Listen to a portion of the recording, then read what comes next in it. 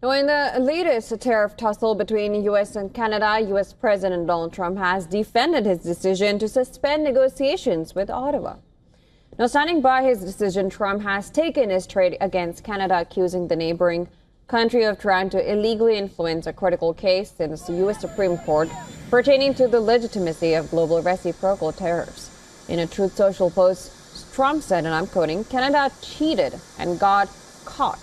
They fraudulently took a big buy," ad saying that Ronald Reagan did not like tariffs when he actually loved tariffs for our country and its national security.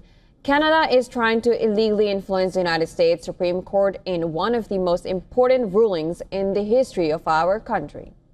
Now, the ad referred to in Trump's claims is an Ontario advertisement which features former American President Ronald Reagan. Here is an excerpt from the 1978 speech of the former Republican leader, which is critical of tariffs. Now, that message of free trade is one I conveyed to Canada's leaders a few weeks ago, and it was warmly received there. Indeed, throughout the world, there's a growing realization that the way to prosperity for all nations is rejecting protectionist legislation and promoting fair and free competition. You see, at first, when someone says, let's impose tariffs on foreign imports, it looks like they're doing the patriotic thing by protecting American products and jobs. And sometimes for a short while it works, but only for a short time. Then the worst happens. Markets shrink and collapse, businesses and industries shut down, and millions of people lose their jobs.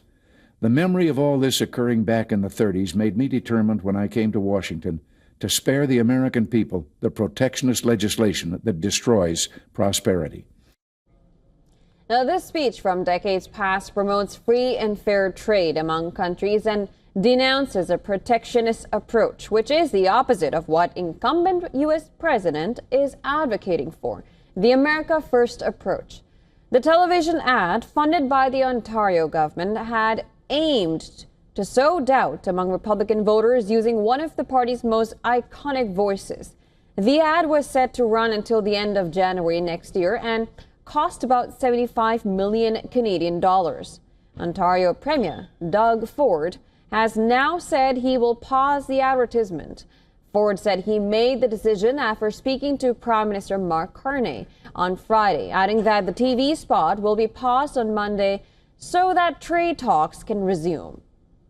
The deal talks between both the countries comes at a critical time for the legality of Trump's tariff reforms. The U.S. Supreme Court has granted extra time for oral arguments in an important case which challenges Trump's authority as president on levying sweeping tariffs across the world. Now, usually oral arguments last 60 minutes. Both sides are given 30 minutes to argue, but given the criticality of this case, court has expanded that time to 80 minutes for the hearing set for November 5th. The U.S. president has himself said that the case is so crucial that he might attend the hearing personally.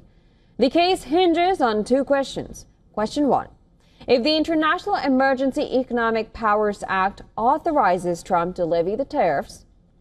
Question number two is, if IEEPA authorizes the tariffs, does the statute unconstitutionally delegate legislative authority to the president?